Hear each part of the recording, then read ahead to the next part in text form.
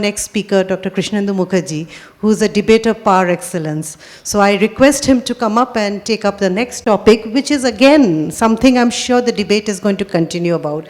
It's about medical legal challenges in GI surgery.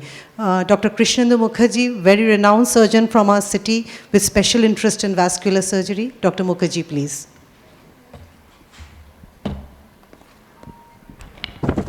Good evening, ladies and gentlemen.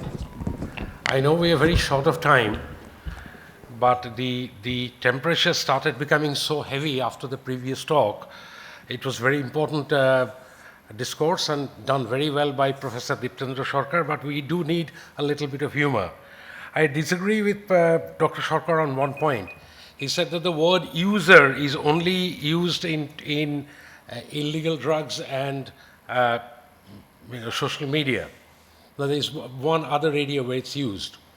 In all social studies on HIV and sexually transmitted diseases, we always look at condom users. So that's another area where users are used. Right, I'm sorry about this. I have been asked to deliver a presentation on medical legal challenges for the GI surgeon. A conflict of interest, first of all, I am not a lawyer.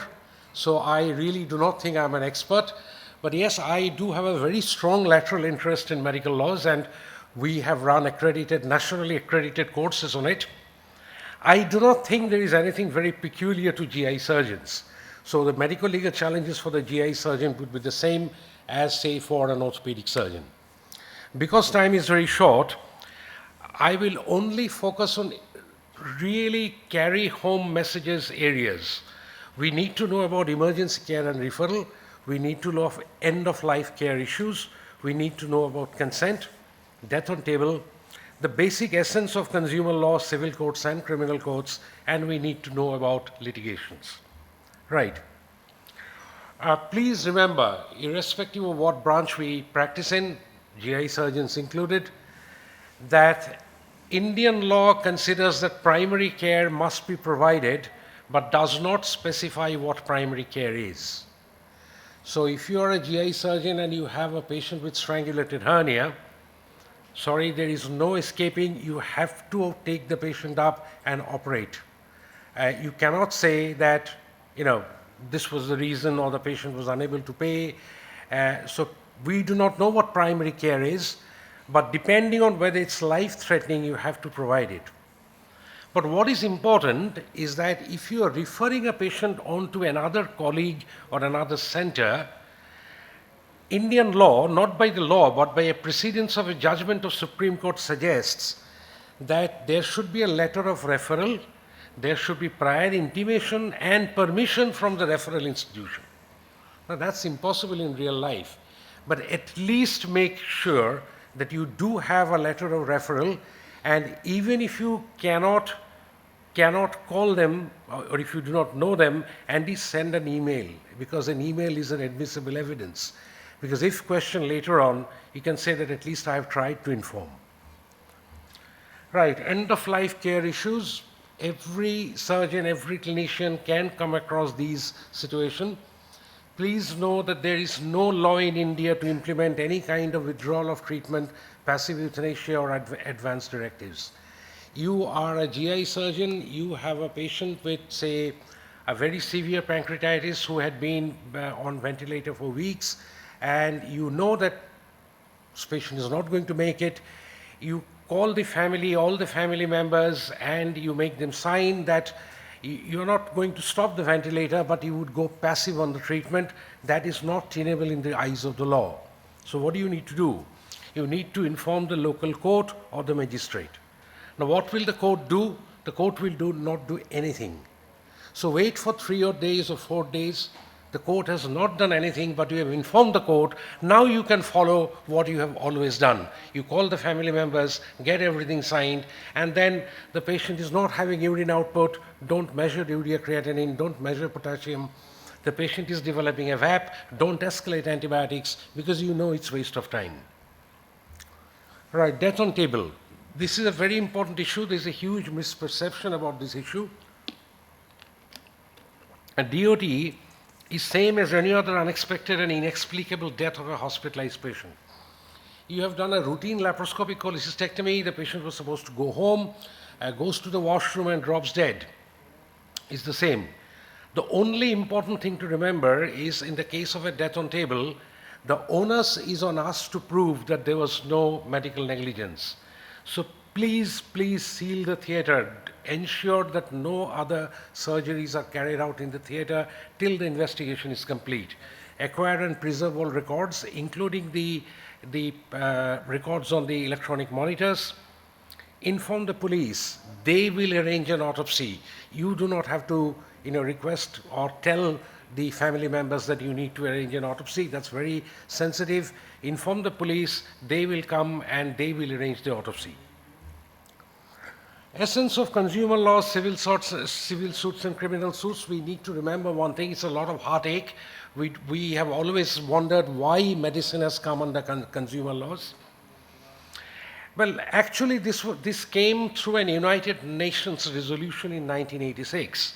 And in 1995, medical services came under COPRA. Consumer courts are quasi-judiciary. They are not parts of the mainstream judiciary, and there are non-judicial members in the bench. As of now, many doctors are there in many consumer fora, and they are supposed to try only simple cases. Of course, the mainstream judiciary are the civil courts and the criminal courts. Right, we have about 6 minutes left, and we come to the most important area that we are interested in. We're interested in about litigations. And no research is possible without the data. Now, this is a data from our own study, which is a presentation, and it cannot be published. It cannot be published because we went through a number of cases just to see whether we can find a pattern. But we interpreted it. We did not wait for the courts to interpret it, which would, by the time that would happen, probably my sons would be able to publish. We, between January 2009 to October 2014, it's a bit old, we looked at 144 litigations in different fora and 139 medical council complaints of different states, but there was about 90-95% overlap. We were focusing on cases of surgical nature. Now, what we found that, say, if you go to a theatrical show, say for the first 2 hours you have the actual acts of the play. Initial 10 minutes and the last 10 minutes will be the theatrical music and the closing ceremony. In our study, we found that anything between 2/3 to about 3/4 of complaints and litigations are nothing to do with the actual acts of the play. They are either related to the consent or they are related to the discharge summary. So this is one very important take-home message. If these are the two areas we can really be careful about, we can probably prevent 2/3 of litigations. And again, we found that in about 80% it's completely frivolous litigations, but 20% are justifiable. Of the justifiable, there is a group which we thought is preventable, and yet there are some which is not preventable. But what is interesting, we found that we need to focus on the preventable areas, and maybe a frivolous litigation, but it's difficult to defend because of inadequate documentation. I'll give you one classical example. You have done a major GI surgery, the patient developed a sepsis, so you have escalated antibiotics from cefuroxime and metronidazole to meropenem. That has been done, but the previous medications has not been crossed off in the drug chart. Now that is going to become a major issue when it is fought out in court. So you need to be particularly careful with your documentation and avoid unrelated and irrelevant errors, so that even completely frivolous litigations do not also become something important in court. Now, indefensible errors that we found is wrong side surgery, very unlikely in GI surgery, retained foreign body, but of course there is one Supreme Court judgment where the liability for a retained foreign body is not only on the primary surgeon. It is on the surgeon, it is on the surgical team, including the nursing staff, and it will be also on the institution. Diathermy burns, indefensible. So you have to be very careful. Wrong drug, important to allergies and transfusions, and lost biopsy samples. Most of GI surgeons, your bread and butter is laparoscopic cholecystectomies. You're probably doing half a dozen or a dozen a day, and you're sending them routinely for biopsies. 1 in 100 will turn up as an adenocarcinoma gallbladder, and that report would not be picked up by the patient because it's something very routine, and you end up in court. So you have to have a built-up mechanism, a built-in mechanism, that in the discharge summary, you should always mention that there are some investigation reports which are pending. Kindly inquire at your next follow-up within the 1 week or 2 weeks. Creating some kind of a defense should such an error occur. Inadequate consent, again, as I said, is one of the main causes. Misdiagnosis and delayed diagnosis, usually cancers. As I said, usually biopsy reports not collected. Bed sores, being on leave without documentation or notes. Please remember, recognized complications are not, you may be sued, but you will not lose the case. What is important is if there is a delayed diagnosis, then you are in trouble. And of course, most frightening are unexpected deaths. Very short of time. Common recurring themes are, I was not told this, I was not told that, or I was told that this would be this, and then it turned out it's be that. Very difficult, very, very difficult. My humble suggestion is that we have to be very clever. Suppose you discovered an unexpected complication in a patient on whom you have done a bariatric surgery. Please send a text, SMS, or an email to the family members that please come and meet us. There has been an unexpected turn in your case. One, that is a communication. And number two, nobody would be able to say in a court 6 months or 1 year later that I was not informed, because these are admissible evidences in court. So try and use social media more and more often. There are a few myth busters. As I said, death on table, it's not a de facto criminal offense. Fee waiver is not an admission of guilt. Apologizing, saying sorry is not an admission of guilt. Encouraging second opinions do not reflect inadequacy. And initial behavior of the patient or relatives cannot predict litigiousness. That is what we found in our study. I'm sorry, I'll take 30 seconds extra. Please remember about 2 important new rules in consent. This is from National Medical Commission. The name of the surgeon must be included in the consent. This is very important to prevent ghost surgeries. And if the patient is a child between 8 to less than 18 years, you should encourage the patient also to sign along with the guardian. These 2 are new rules of National Medical Commission. So please try to imbibe it, and in difficult cases, go for audiovisual recording. It has been made mandatory for organ transplants. I'll skip this. We have no time. Right, just 1 more minute. How to respond to a complaint or a lawsuit, defense. Again, a very, very important change by National Medical Commission. Please take this message away. Previously, when we first were notified of a complaint against us, we were asked to send a reply within about 14 days. And then we used to submit our evidence, documents, literature as we went along with the depositions and hearings. The new draft regulations of National Medical Commission is that you have to submit everything, all documents and all evidence with your first reply within 14 days. And the same applies to the complainant, which means once the hearing starts, you cannot adduce any new evidence. This is a very difficult and very important situation. So be doubly sure. The moment you get a notice that there has been a complaint or a case against you, if necessary, cancel the work for the next 2 or 3 days, secure the records. Please do not change any records. Assimilate all the available documents and evidence and attach everything along with your initial reply. And please remember, in the consumer fora, if you lose at a certain fora, and if you have to appeal, you have to deposit 50% of the penalty that has been awarded against you. That's again a new rule. Good luck. Medicine is a demanding but satisfying profession. This is from Harrison's Principles of Internal Medicine.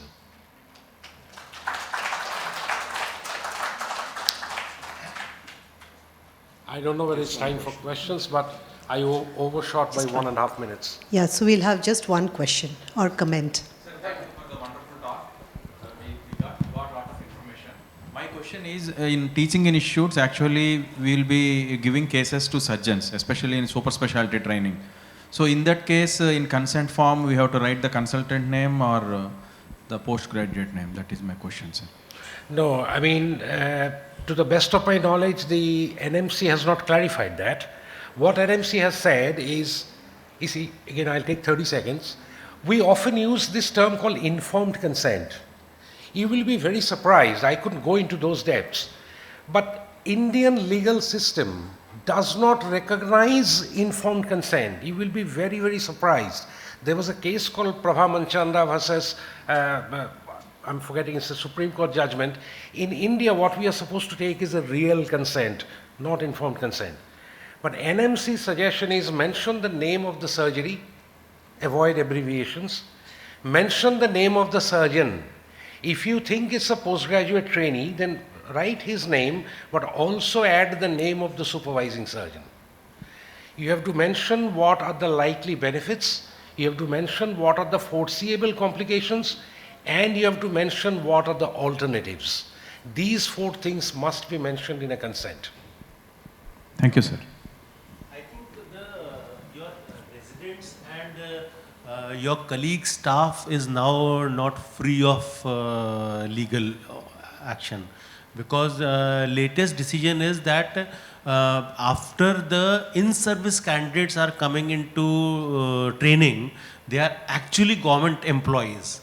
So they are also equally responsible for the, so suppose there is something which he has documented wrongly in the file, he is responsible, not the consultant. Let me put this in the right perspective. Again, there is a very clear-cut Supreme Court judgment as far as medical liability, clinical liability of doctors are concerned. The moment you get your registration, that is your 1 year of internship, you are still not considered a doctor. But the moment you get your registration, you are liable for what you have done. But of course, your seniors, your boss will also be liable, and the institution will be liable by vicarious responsibility. But the primary liability will be his. So you can mention the name of the trainee surgeon, but also do mention the name of the supervising surgeon. In that reference, just one thing more which is very important for surgeons is, if you have a wrong count in your surgery, the law says that if you are having a missed sponge in your during the procedure, the primary responsibility is not of the scrub nursing staff, it is of the floor nursing staff, because he is the one who does the count and he notes it down. Second thing, after that, if you have a missed count at the end of the procedure, you will do a count and then you have to call a second surgeon who was not in the procedure on table to check it as per the regulation. If he also does not find that count, there is a missing count, maybe there is something missed out, you have to inform the superintendent of your hospital.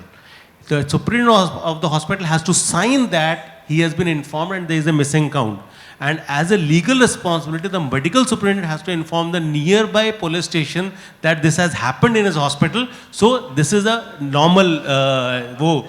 If he does not do that, then the person who was not informed, who has not gone into the hierarchy, he is responsible. So Okay. you have to put your responsibility from... Sir, thank you very much. And this incident, this particular judgment happened as a result of an incident in a private hospital in Rajkot. The judgment was subsequently challenged in Supreme Court itself, that it's on the floor nurse. What you have said is right, but let me tell you, and please don't quote me on this, I mean, and I'm sure nobody's recording me. You know, you have to write we do document our surgical notes, isn't it? Whatever we have done. And the end of it, you know, hemostasis, drains, etc. If you document counts were correct, irrespective of whether they are not, then you are at least safe. I'm not telling you to do this, but I'm sure you're all intelligent enough to understand what I'm trying to tell you. You know, on writing it should be there. And then you can carry on with your legal fight for years and years. Because in medico-legal in litigations, in court proceedings, my personal take is nobody benefits. The complainant does not benefit, the lawyers benefit, and there are situations where two groups of lawyers will be fighting out a case where they do not even know how to pronounce choledocholitis. And you would be sitting there and you won't be able to say anything. That's the ground reality. 90% time you are also not sitting there. They are fighting. You're right. Thank you, Dr. Mukherjee. I mean, the mood says it all. I mean, after the first talk, the mood was very buoyant. And after the second talk, I think we are in a much more somber mood.